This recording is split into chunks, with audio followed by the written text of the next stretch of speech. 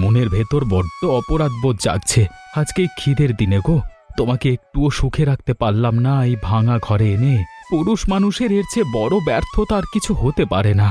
একটু মাংস পোলাও খেতে ইচ্ছে করছে।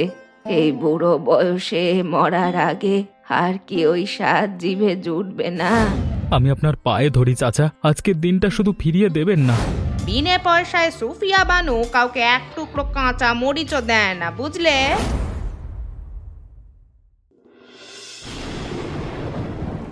চালের পাত্রটা আজ একেবারে খালি হয়ে গেছে গো। বৃষ্টির যা ছিঁড়ি, আজ উনুন জ্বলবে বলে তো মনে হচ্ছে না। মা অসুস্থ শরীর নিয়ে শুধু একটু ভাতের জন্য পথ চেয়ে আছেন। টানা 4 দিন ধরে এই বৃষ্টির জন্য কাজে বের হতে পারছি না। হাতে একটা টাকাও নেই যে বাজার থেকে কিছু কিনে আনবো। সংসারের এই হাল দেখে নিজের ভেতরটা শুধু কুঁড়ে কুঁড়ে খাচ্ছে। তুমি ভেঙে পড়ো না, ভাঙলে তো পুরো সংসারটাই ভেসে যাবে। আজকের দিনটা কোনো মতে চাল ধার করে হলেও চালিয়ে নিতে হবে। কিন্তু এই দুর্যোগে কেই বা আমাদের চাল ধার দেবে বলো তো? রহিম চাচার দোকানে গিয়ে একবার হাত পেতে দেখবো নাকি? আগের বাকি টাকাগুলো এখনো শোধ করতে পারিনি, লজ্জা লাগছে। তবুও মায়ের মুখের দিকে চেয়ে আমাকে একবার যেতেই হবে। সাবধানে যাও, কাদা রাস্তা, পিচ্ছিল খুব। আমি ঘরের বাকি কাজগুলো গুছিয়ে মায়ের পাশে গিয়ে বসি। ওপরওয়ালা প্রথম ভরসা রাখো, নিশ্চয়ই উনি কোনো না কোনো একটা উপায় করিয়ে দেবেন। মনের ভেতর বড্ড অপরাধবোধ জাগছে। আজকে এই খিদের দিনে গো, তোমাকে একটুও সুখে রাখতে পারলাম না এই ভাঙা ঘরে এনে। পুরুষ মানুষের এর চেয়ে বড় ব্যর্থতা আর কিছু হতে পারে না। ওসব অলক্ষণে কথা মুখে এনো না লক্ষ্মীটি। সুসময় আবার ফিরে আসবে। তুমি শক্ত থাকলে আমাদের এই অভাবের দিন কেটে যাবে একদিন। তাড়াতাড়ি যাও, দুপুরের আগে যেন চালটুকু অন্তত ঘরে চলে আসে। বৌমা, আজ মনের ভেতর কেমন যেন একটা আকুলতা হচ্ছে। কতদিন ধরে মুখে কোনো রুচি নেই। একটু মাংস পোলাও খেতে ইচ্ছে করছে। এই বুড়ো বয়সে মরার আগে আর কি ওই স্বাদ জিভে জুটবে না? মাগো, আপনি একদম চিন্তা করবেন না। শরীরটা আগে ঠিক হোক আপনার। আপনার ছেলে বাজারে গেছে তো, সব ব্যবস্থা হয়ে যাবে। একটুখানি ধৈর্য ধরুন, আমি আজ আপনার জন্য খুব যত্ন করে রান্নার ব্যবস্থা করছি। তোমায় দেখে বুকটা ফেটে যায়। ঘরে যে কিছুই নেই আমি তা জানি। আমার এই পোড়া পেটের চাহিদার জন্য তোমাদের কত কষ্টই না দিচ্ছি। অসুস্থ শরীর নিয়ে শুধু শুধু একটা ঝামেলার সৃষ্টি করলাম আমি। এসব কথা বলে আমাকে পর করে দেবেন না মা। আপনি আমাদের ছায়া। বড়দের একটু ইচ্ছা হতেই পারে, এতে দোষের কিছু নেই। আমি যে কোনো উপায়ে আজ আপনার এই ইচ্ছে পূরণ করবই। ঘরের বউ যখন এতখানি সাহস দিচ্ছে, তখন মনটা শান্ত হলো। তোমার মতো মেয়ে যেন ঘরে ঘরে জন্মায়। আমি শুধু এতটুকু দোয়া করি, তোমরা যেন সুখে থাকো। আর তা না হলে আমি যে মরেও শান্তি পাবো না। এইসব কি বলছেন মা? অমন কথা মুখে আনবেন না। আমি আপনার কপালে একটু জলপট্টি দিয়ে যাই, জ্বরটা কমুক। মনটা শক্ত রাখুন মা। আপনার ছেলে নিশ্চয়ই খালি হাতে ফিরবে না। খিদে চেপে রেখে আর কষ্ট পাবেন না। আমি আসছি মা, সব গুছিয়ে। তোর মুখের এই মিষ্টি কথায় অর্ধেক রোগ সারিয়ে দেয় রে। সংসারে এত অভাব, তবুও তুই কখনো মুখে বিরক্তি দেখাসনি। আমার ঘরের লক্ষ্মী তুই। তোকে কষ্ট দেওয়ার জন্য বড় অপরাধী লাগে নিজেকে। মা, সংসারটা তো আমার, আর সংসারের মানুষগুলোর ভালো মন্দ দেখবো না তো কে দেখবে? আপনি ওসব ভাববেন না মা, এখন একটু বিশ্রাম করে নিন। চাচা, একটু বিপদে পড়ে আপনার কাছে এলাম। ঘরে মা খুব অসুস্থ। আজকে একটু পোলাওয়ের চাল আর মশলা দরকার ছিল। টাকাটা আমি আগামী সপ্তাহে রোদ উঠলেই কাজে গিয়ে শোধ করে দেব। আরে, তোরা আগের বাকি খাতাই তো পরিষ্কার করিস নে। এই মন্দার বাজারে আমিও তো ক্যাশ টাকা ছাড়া মাল কিনতে পাচ্ছি না। তোকে ফেরাতে খারাপ লাগছে, কিন্তু আমারও তো হাত পা বাঁধা রে। আমি আপনার পায়ে ধরি চাচা, আজকের দিনটা শুধু ফিরিয়ে দেবেন না। মা বিছানায় শুয়ে শুধু একটু মাংস পোলাও খেতে চেয়েছে। সন্তান হয়ে মায়ের এই সামান্য আবেদনটুকু আমি মেটাতে পারছি না। মায়ের কথা শুনে মনটা কেমন যেন নরম হয়ে গেল রে আরিফ। নে, এই 1 কেজি পোলাওয়ের চাল আর সামান্য কিছু গরম মশলা নিয়ে যা। কিন্তু মাংস তো আমার দোকানে নেই, ওটার ব্যবস্থা অন্য কোথাও কর। আপনি যে চালটুকু দিলেন এটাই আমার জন্য অনেক বড় পাওয়া। মায়ের মুখে অন্তত সুগন্ধি চালের ভাতটুকু তুলে দিতে পারবো আজকে। আপনার এই ঋণের কথা আমি কোনোদিনও ভুলতে পারবো না রহিম চাচা। মানুষ বাঁচে বিশ্বাসের ওপর। তুই বড় সৎ ছেলে আমি জানি, নয়তো এই বাজারে বাকি দেওয়ার সাহস কেউ দেখাতো না রে। আপনার এই দয়া আজকে আমার মায়ের মুখে অন্ন তুলে দেবে। আমি সুযোগ পেলেই আগে আপনার এই বাকি খাতা পরিষ্কার করব। আমি এখন যাই চাচা, আপনার উপকারের কথা মনে থাকবে চিরদিন। খালাম্মা, একটু দরকারি কথা বলতে আপনার দুয়ারে এসেছিলাম। আমার শাশুড়ি মা আসলে খুব অসুস্থ, একটু মাংস খাওয়ার জন্য বড় আকুতি করছেন। আপনার ফ্রিজে যদি একটু কোরবানির মাংস থাকে ধার দিতেন যদি। ও মা, শোনো কথা, গরিবের ঘরে আবার পোলাও মাংসের শখ জাগে? আমাদের ফ্রিজের মাংস কি এমনি এমনি আসে যে যাকে তাকে বিলিয়ে দেব? ধার চাইলে তো আর মাংস পাওয়া যায় না, টাকা দিয়ে কিনে খেতে হয়। খালাম্মা, আপনি তো জানেন আমাদের এখন খুব কষ্টের দিন যাচ্ছে। আরিফ কাজে গেলেই আপনার মাংসের দামটা আমরা কড়াই গন্ডায় শোধ করে দেব। অসুস্থ মায়ের শেষ ইচ্ছাটা পূরণ করতে একটু দয়া করুন আমাদের ওপর।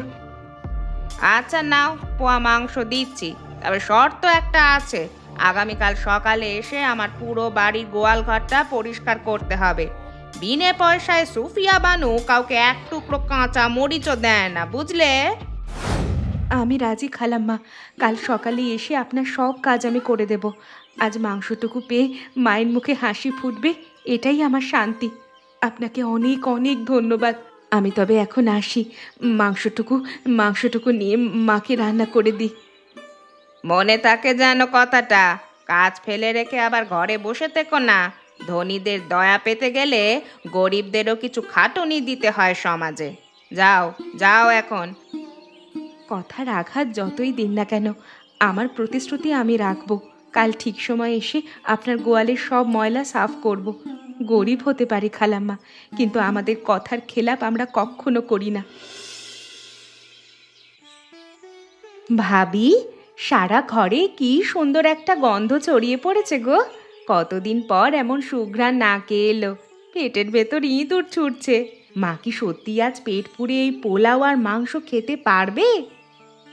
হ্যাঁ রে মিনু, মায়ের জন্যই তো এতখানি কষ্ট করে জোগাড় করা।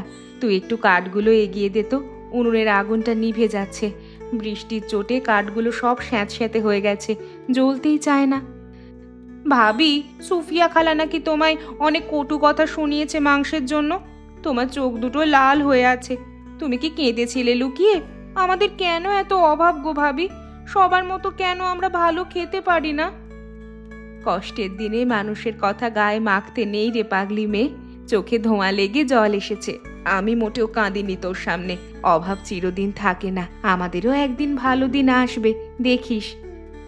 তুমি কত ভালো ভাবি, নিজে না খেয়ে সবার মুখে খাবার তুলে দাও।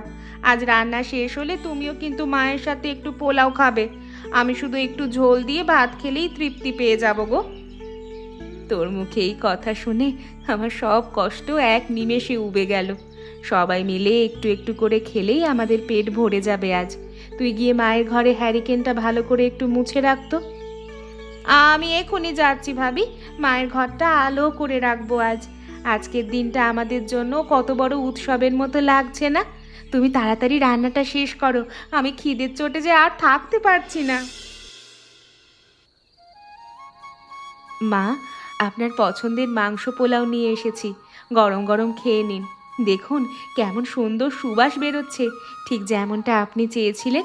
আমি নিজের হাতে আপনাকে আজ খাইয়ে দেব। মুখটা হাঁ করুন মা। এত সুন্দর খাবার তুমি কোথায় পেলে বৌমা? আমার তো বিশ্বাস হচ্ছে না। আরিফ কি তবে সত্যি সত্যি কোনো কাজের টাকা জোগাড় করতে পেরেছিল, নাকি আমার স্বাদ মেটাতে গিয়ে তোমরা বড় কোনো দেনায় পড়লে আজ? আপনি ওসব ভাববেন না তো মা, কোনো দেনা আমাদের হয়নি। আরিফকে ওপরওয়ালা সাহায্য করেছেন, তাই সহজেই সব জোগাড় হয়ে গেছে।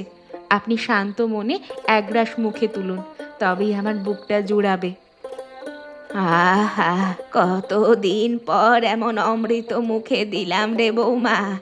মাংসের টুকরোটা অনেক নরম হয়েছে, চিবোতে একটুও কষ্ট হচ্ছে না। তুমিও এক গ্রাস মুখে নাও, একা একা খেতে আমার যে ভালো লাগছে না। আপনি খান মা, আমি আর আরিফ রান্নাঘরে একসাথেই খেয়ে নেব এখন। আপনার খাওয়া দেখলেই আমাদের পেট ভরে যায়, আর কিছু লাগে না। আপনি তৃপ্তি করে পুরো থালার ভাতটুকু শেষ করুন তো মা। তোর চোখের কোণে জল কেন বৌমা? আমায় কিছু লুকোচ্ছিস না তো? এই বুড়িকে খাওয়ানোর জন্য তোদের অনেক অপমান সইতে হয়েছে বুঝি? আমার কেমন যেন মনের ভেতর খটকা লাগছে এই মাংসের স্বাদ পেয়ে। ধুর মা, আনন্দের দিনে কেউ এমন আজে বাজে কথা চিন্তা করে নাকি? আপনার এই মুখের হাসি দেখার জন্য আমি সব কিছু করতে পারি গো। ঠান্ডা হওয়ার আগে জলদি খেয়ে নিন মা, নয়তো পোলাওয়ের স্বাদ নষ্ট হবে। মা তো তৃপ্তি করে খেয়েছে, কিন্তু তোমার পাতে তো কিছুই দেখছি না। সুফিয়া বানু যে সামান্য মাংস দিয়েছিল তা তো মায়ের পাতেই শেষ হলো। আমি কেমন স্বামী যে স্ত্রীকে এক লকমা মাংসও খাওয়াতে পারলাম না। তুমি কেন নিজেকে দোষ দিচ্ছ? মা যে হেসেছেন এটাই তো বড় কথা। এই যে হাঁড়ির নিচে সামান্য পোলাও লেগে আছে, এটাই আমরা ভাগ করে খাই। ঝোলটা একটু মেখে নিলেই দারুণ লাগবে। তুমি এক গ্রাস মুখে তোলো। আমার গলা দিয়ে খাবার নামছে না বন্যা, বুকটা ফেটে যাচ্ছে। ধার করা চাল আর অপমানের মাংসে মায়ের পেট ভরল, কিন্তু আমাদের কষ্ট গেল না। কালকে সকালে আবার তোমাকে ওই অহংকারী মহিলার গোয়াল পরিষ্কার করতে হবে। শ্রম দেওয়া তো কোনো পাপের কাজ নয় গো, তুমি ওসব ভেবো না। মায়ের মুখের ওই হাসিটুকুর কাছে এই সামান্য কাজ কিছুই না আমার জন্য। চলো, রাত অনেক হয়েছে, দুজনে মিলে এই চালের ভাতটুকুই খেয়ে নিই। তোমার মতো ধৈর্যশীল বউ পেয়েছি বলেই এই সংসারটা টিকে আছে। আমি কালকে থেকে যে কোনো উপায়ে কাজ খুঁজব। এ বৃষ্টির মাথা খেয়ে হলেও তোমাকে আর কখনো এভাবে কারোর দুয়ারে গিয়ে হাত পাততে দেব না। পুরুষ মানুষের ভাগ্য চাকার মতো ঘোরে, আজ খারাপ তো কাল ভালো। আজকের এই খালি পাত আমাদের আগামী দিনে বড় কোনো শিক্ষা দেবে। তুমি হাতটা ধুয়ে নাও, বাকি ভাতটুকু আমি মিনুর জন্য তুলে রাখি। মিনু আজকে শুধু সুগন্ধ শুঁকেই ঘুমিয়ে পড়ল, কিছুই মুখে দিল না। আমি কতটা অপদার্থ যে বোনটার মুখেও এক টুকরো মাংস দিতে পারলাম না। কালকের সূর্য যেন আমাদের জীবনে নতুন কোনো আশার আলো নিয়ে আসে। হাত চালিয়ে কাজ করো বোনা, সকাল গড়িয়ে দুপুর হতে চললো। গোয়ালের কোনাগুলো ভালো করে ধুয়ে দিও, যেন একটুও গন্ধ না থাকে। কালকের মাংসের স্বাদ তো বেশ ভালোই লেগেছিল শাশুড়ির মুখে, তাই না? খালাম্মা, আমি মন দিয়েই কাজটা করছি, একটুও খামতি রাখবো না। শাশুড়ি মা কাল অনেক তৃপ্তি করে খেয়েছেন, ওপরওয়ালার কাছে শুক্রিয়া। আপনার এই ঋণ আমি এই কাজের মাধ্যমেই পুরোপুরি শোধ করে দিয়ে যাব আজ। ঋণ শোধ করা এত সহজ নয়। এক পোয়া মাংসের অনেক দাম বাজারে। আজকের কাজটা শেষ করে বিকালের দিকে এসে আমার ধানগুলো একটু ধুয়ে দিও, তবেই বুঝবো যে তোমরা বিনে পয়সায় খাওয়ার মানুষ নও। খালাম্মা, আপনি শুধু গোয়াল ঘরের কথাই বলেছিলেন কালকে, তবুও আপনি যখন বলছেন আমি বিকালের দিকে এসে ধানগুলোও ঝেড়ে দেব, কাউকে ছোট করে কথা না বললে কি আপনার পেটের ভাত হজম হয় না? মুখের ওপর এত বড় বড় কথা বলতে যেও না, গরিবের আবার আত্মসম্মান। কথা না বাড়িয়ে নিজের কাজে মন দাও, নয়তো আবার মাংসের দাম চাবো। কাজ শেষ হলে তবেই বাড়ি যাবে, তার আগে এক কদম নড়বে না। মানুষের দিন তো সবসময় একরকম যায় না সুফিয়া খালাম্মা। আজ আমার দিন খারাপ বলে আপনার এই গোয়াল ঘরে দাঁড়িয়ে খাটছি। ওপরওয়ালার দরবারে সব হিসাব জমা থাকে, তিনিই ভালো বিচার করবেন। এত বড় বড় লেকচার শুনতে আমি তোমায় এখানে ডাকিনি বাপু। নিজেদের পেটের ভাত জোটে না, আবার বড় বড় বুলি আওড়ানো হচ্ছে। তাড়াতাড়ি গোবরগুলো ফেলো, ওদিকে আমার দুপুরের রান্নার সময় হচ্ছে। হ্যাঁ চাচা, নদীর ঘাটে একটা লরি এসেছিল, ওখান থেকে চালের বস্তা নামালাম। শরীরে আর তেজ নেই, কিন্তু মনের জোরে কাজটা শেষ করতে পেরেছি। এই যে কিছু টাকা পেয়েছি, আপনার চালের বাকি দামটা আজকে রেখে দিন। তুই তো খুব সৎ ছেলে রে আরিফ, টাকাটা আজকে না দিলেও তো হতো। কালকে তো তোদের ঘরে বড় কষ্টের দিন ছিল, আজকে মায়ের শরীর কেমন আছে? টাকাটা নিজের কাছে রাখ, ঘরে গিয়ে আগে কিছু ভালো সওদা কিনে নিয়ে যা। না চাচা, ঋণের বোঝা মাথায় রাখলে আমার রাতে ঘুম আসে না। কালকে আপনার দয়ায় মা খেতে পেরেছে, আজকে আপনার পাওনাটা আগে চুকিয়ে দিই, বাকি টাকা দিয়ে আজকে বাজার থেকে সত্যি সত্যি একটু মাংস কিনে বাড়ি ফিরব। তোর এই সততা তোকে অনেক দূর নিয়ে যাবে, ওপরওয়ালা সহায় হবেন। খাতার নামটা কেটে দিলাম, আজকে বুক ফুলিয়ে বাড়ি যা তুই। মায়ের জন্য একটা ভালো মাছ বা মাংস কিনে নিয়ে আনন্দ করিস ঘরে। বন্যা আজকে পরের বাড়িতে অনেক অপমান সহ্য করেছে আমার কারণে। তার মুখের দিকে তাকালে নিজের অপরাধী মুখটা আর আয়নায় দেখতে পারি না। আজকে নিজের কামাইয়ের মাংস নিয়ে গিয়ে ওর মুখের হাসিটা দেখতে চাই। সততার ফল একটু দেরিতে মিললেও বড্ড মিষ্টি হয় রে আরিফ। তোর বউটা অনেক লক্ষ্মী মেয়ে, ওর কষ্টের দিন খুব দ্রুত শেষ হবে দেখিস। যা দেরি করিস না, কষায়ের দোকানে ভালো মাংস বা থাকতে থাকতেই চলে যা। দোয়া করবেন চাচা, যেন আর কখনো কারোর কাছে হাত পাততে না হয়। আজকের এই টাকাটা আমার জীবনের সবচেয়ে বড় স্বস্তির টাকা চাচা। আমি তবে আসি, বন্যার জন্য একটা ভালো দিন উপহার দিতে হবে আজকে। ভাবি, তোমার হাত পা সব কাদায় মাখামাখি হয়ে গেছে তো। সুফিয়া খালা কি তোমায় খুব খাটিয়েছে? মুখটা কেমন শুকিয়ে গেছে তোমার। এই নাও, একটু জল খেয়ে আগে একটু জিরিয়ে নাও। শরীরটা আজ আর চলছে না রে মিনু, খুব খাটুনি গেছে আজ। গোয়াল ঘর পরিষ্কার করে আবার ওনাদের ধানগুলোও ঝেড়ে দিয়ে এলাম, কিন্তু মনের ভেতর একটা শান্তি আছে যে কালকে দেনাটা শোধ হয়েছে। আমাদের বড় একা লাগে ভাবি, যখন তুমি এভাবে পরের বাড়িতে কাজ করো। ভাইয়াও এখনো বাড়ি ফেরেনি, দুপুর থেকে কোথায় যেন গেছে কাজের খোঁজে। তুমি ঘরে গিয়ে একটু শুয়ে পড়ো, আমি মায়ের কাছে গিয়ে বসছি এখন। আরিফ নিশ্চয়ই কোনো না কোনো কাজের ব্যবস্থা করতে পেরেছে আজ। তোর ভাইয়া খুব পরিশ্রমী রে, শুধু এই অলক্ষী বৃষ্টিটাই আমাদের আটকে দিল। তুই একটু জলটা মাথায় দে তো মিনু, শরীরটা বড্ড পুড়ছে আমার। তুমি একটুও চিন্তা করো না ভাবি, আমি সব কাজ করে দেব এখন। আজ রাতে আমরা শুধু লবণ ভাত খাবো, তবু কারোর বাড়িতে আর ধার করতে যেও না। তোমার এই কষ্ট আমার আর সহ্য হয় না, বুকটা কেঁদে ওঠে খালি। তুই কত বড় হয়ে গেছিস দেখ, আমার কত খেয়াল রাখিস তুই। এই ঘরে এসে তোদের এই ভালোবাসাটাই আমার বেঁচে থাকার বড় শক্তি রে। খিদে পেলেও আজ আর কষ্ট পাবি না, ঘরে কিছুটা চাল এখনো আছে। আমি শুধু তোমার সুস্থতা চাই ভাবি, আর কিচ্ছু চাই না ওপরওয়ালার কাছে। তুমি একটু ঘরের ভেতরে গিয়ে শুয়ে হাত পা এলিয়ে বিশ্রাম নাও তো। ভাইয়া ফিরলে আমি তোমায় ডেকে তুলবো, এখন একদম আর কাজ করবে না। বন্যা, দেখে যাও আজকে আমি বাজার থেকে কি কি নিয়ে এসেছি তোমার জন্য। আজকে ঘাটে কাজ পেয়েছিলাম, রহিম চাচার সব ধারের টাকা শোধ করে দিয়েছি। আর এই দেখো, নিজের উপার্জনের টাকা দিয়ে তাজা মাংস কিনে নিয়ে এসেছি আজকে। সত্যি বলছো তুমি? আজ তবে আর ধার করা মাংস নয়, নিজের টাকার মাংসের স্বাদ যে কতটা আনন্দের তা আমি আজ বুঝতে পারছি। তোমার এই ক্লান্ত মুখটার দিকে তাকালে আমার সব কষ্ট দূর হয়ে যায় গো। তুমি আজকে আর সুফিয়া বানুর বাড়িতে কোনো কাজ করতে যাবে না। আমি কালকে থেকে রোজ ঘাটে আসব, যত বৃষ্টি হোক না কেন পথ আটকাবে না। তোমার চোখের এই জল আজকে আমার বুকের ভেতর তীরের মতো বিঁধছে। এ তো আনন্দের জল গো, আনন্দের জল ফেলতে বাধা দিতে নেই। আজ আমি আবার রান্না চড়াবো, এবার আর দেনা করে নয়। মাও খুব খুশি হবেন যে তার ছেলে নিজের টাকায় মাংস কিনে এনেছে আজ। রান্নাটা তাড়াতাড়ি চড়াও বন্যা, দুজন মিলে আজকে পেট পুড়ে খাবো। মিনু আর মাকেও ডাকো, আজকে পুরো পরিবার একসাথে বসে উৎসব করব। এই বর্ষার কষ্ট আমাদের আর দমাতে পারবে না, আমরা ঠিকই ঘুরে দাঁড়াবো। মশলাগুলো আজ খুব মন দিয়ে বাটবো, ঘ্রাণ যেন পুরো পাড়ায় ছড়ায়। যারা আমাদের কাল ছোট করেছিল আজ তারা আমাদের আত্মসম্মান দেখুক। তুমি হাত মুখ ধুয়ে মায়ের ঘরে গিয়ে একটু বসো, আমি আসছি রান্না চড়িয়ে। আজকে আমার বুকটা হালকা লাগছে বন্যা, মনে হচ্ছে অনেক বড় যুদ্ধ জিতলাম। তোমার এই রাঁধুনি রূপ দেখবার জন্যই তো আমি সারা দিন এত খাটলাম। তাড়াতাড়ি করো, মিনুও খিদের চোটে আজকে দুপুর থেকে ঝিমুচ্ছে বারান্দায়।